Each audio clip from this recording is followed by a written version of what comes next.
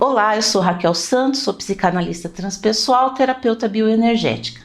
Nessa aula eu quero falar a respeito da postura ética que devemos ter, seja para atendimentos presenciais ou atendimentos online.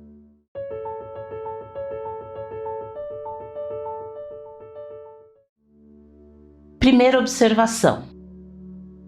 Então, a primeira observação que a gente precisa ter é identificar os limites seu e do seu cliente. E quais seriam os seus limites? Então, vamos começar com a observação primeiro da identificação dos seus limites. Então, no dia que você não estiver se sentindo bem, quando eu falo não se sentindo bem, pode ser inclusive fisicamente, às vezes uma dor de cabeça, um resfriado forte, um mal-estar qualquer.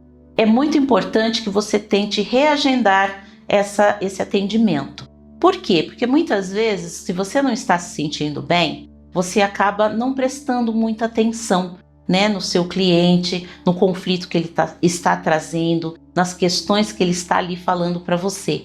Então você está ali com uma dor, você está com um mal-estar e você não está totalmente 100% focado nessa troca, nessa observação. Então é importante sim você estabelecer esse limite, e não pensar, eu vou remarcar, posso perder cliente. Não, isso não é ético, Então, na realidade, a gente não precisa ser perfeito e estar 100% sempre quando a gente vai atender, mas a gente precisa estar bem. E às vezes um problema físico pode comprometer a qualidade do seu trabalho. Então, não tenha dúvidas com relação a essa possibilidade de remarcar o seu cliente neste momento. Outra questão também dentro de identificação dos seus limites, também tem problemas no campo emocional. Então, muitas vezes você está vivendo alguma situação delicada, você está vivendo um luto, você não está bem naquele dia por algum motivo emocional. Então, a não ser que você tenha toda uma capacidade de se preparar, como eu já comentei nas aulas anteriores, para esse atendimento e sentir que você está bem reintegrado para fazer esse atendimento, também é interessante você respeitar os seus limites e nesse momento buscar muitas vezes um reagendamento dessa sessão. Com relação a identificar os limites do seu cliente, é justamente dentro dessa questão psicoemocional, porque muitas vezes a primeira questão que a pessoa traz tem muito essa relação com a parte psicoemocional, de uma tristeza, de uma raiva, enfim, de todo esse leque, de desarmonias emocionais que a gente traz.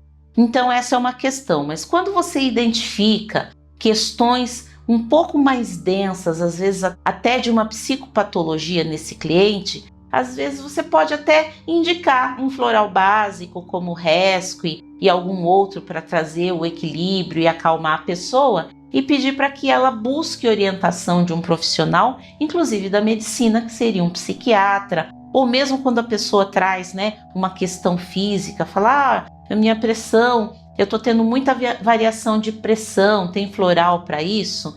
Então a gente tem que ter essa postura ética de perceber o seguinte, sempre lembrar, o terapeuta tem sempre que entender isso, o terapeuta floral. A terapia floral trata a pessoa, não a doença. Então, normalmente quando a pessoa traz muitas queixas físicas também e quer que você, como terapeuta floral, dê uma fórmula para que ela se liberte desse problema, a gente está esbarrando na questão ética. A gente pode até identificar se essa pessoa que é hipertensa, ela está muito ansiosa, se ela é muito irritada, ou enfim, o que está acontecendo com essa pessoa, mas dentro da questão física que ela traz, a nossa orientação é sempre indicar para que ela procure uma orientação médica, para que ela faça um tratamento médico. Então, isso é uma linha muito tênue dentro dessa questão ética e muitas vezes a pessoa, até dentro de uma boa intenção, tenta colocar para a pessoa esse alento dentro da terapia floral, mas é muito importante a gente saber que a terapia floral não vai tratar nenhum tipo de doença. E aí a gente precisa ter isso muito atento para não se perder dentro dessa questão ética. Segunda orientação.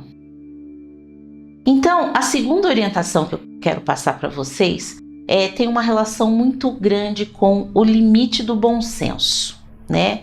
Então, quando a gente fala em bom senso, às vezes as pessoas se perdem um pouco e não entendem o que seria, de que bom senso você está querendo falar nesse momento.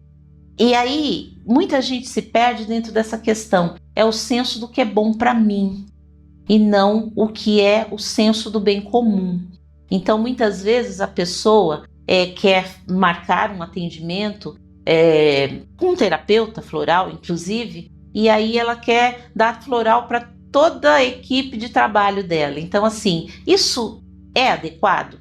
Se a gente sabe que a terapia floral trabalha cada pessoa, o ideal seria que a gente fizesse um atendimento para essas pessoas, para que a gente pudesse, inclusive, ser mais assertivo com relação à fórmula, né? Então, muitas vezes, você vê que a pessoa não tem um certo limite, às vezes ela quer ultrapassar a liberdade do outro, que não tem nem interesse em fazer nenhum tratamento de terapia floral ou qualquer um outro, e aí a gente, como terapeuta, tem que falar, olha, neste caso, então você vai conduzindo a conversa, né? O ideal seria que eu pudesse conversar com fulano, com ciclano, enfim, nesse sentido, para que a pessoa pudesse também voltar para o eixo dela e entendesse que esse atendimento se diz respeito única e exclusivamente a ela, né? Às vezes, num caso de criança, filho pequeno, né, com menos de 7 anos de idade, normalmente a gente pode, né, dar uma orientação dentro do que a mãe está trazendo ali naquele momento, do que ela observa daquela criança. É o máximo que a gente faz. Ou de um bichinho de estimação. Agora, querer neste momento do atendimento online ou presencial tratar outras pessoas, então é uma coisa que fere, né, os limites da ética, porque é a gente querer estar tratando uma pessoa que a gente sequer conhece. Então a gente precisa ter esse cuidado também, tá certo? Terceira orientação. Nessa terceira orientação é muito básico, né, e retórico ao que eu acabei de dizer. Então tem a ver com a questão da ética profissional do terapeuta. Então tudo que eu não domino e que não me diz respeito, eu vou encaminhar. Então muitas pessoas têm uma certa insegurança muitas vezes de trabalhar com a técnica da terapia floral, porque elas pensam assim, nossa, eu tenho que ter mais entendimento dentro da psicologia para fazer esses atendimentos com florais. Caso você seja formado em psicologia, caso você queira, né, fazer um curso de psicologia ou psicanálise, enfim, é um caminho bem interessante que vai dar muito embasamento para a gente. Mas caso você não queira, lembre-se do que eu falei, entendendo e se aprofundando bastante nas propriedades de cada essência floral, você já consegue fazer um auxílio gigantesco às pessoas que te procurarem. Então, quando você simplesmente perceber que ali dentro do contexto daquele cliente existe algum tipo de postura psicoemocional que está além do que você consegue administrar, a questão é sempre a orientação de que a pessoa busque. Ou você encaminha para um outro terapeuta que você acha que tem mais bagagem, propriedade, capacitação para atender essa pessoa, ou se for um problema psicoemocional, patológico ou físico, né? Você pede para que a pessoa marque, encaminhe, para que a pessoa marque um médico e faça uma outra avaliação. Então, dentro dessa questão da ética profissional, dentro da questão do que é adequado e que é inadequado dentro do nosso processo, né, de trabalho na terapia online, inclusive, é você saber, eu domino, eu tenho capacitação para trabalhar com essa pessoa dentro do conflito que ela está trazendo para mim?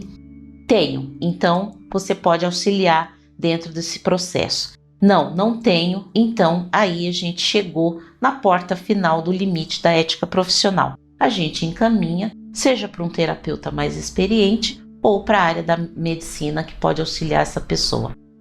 Então eu espero que essa aula tenha auxiliado um pouquinho para você entender todo esse processo, né, de como a gente pode lidar de uma maneira ética com a carreira da terapia floral. Bons estudos!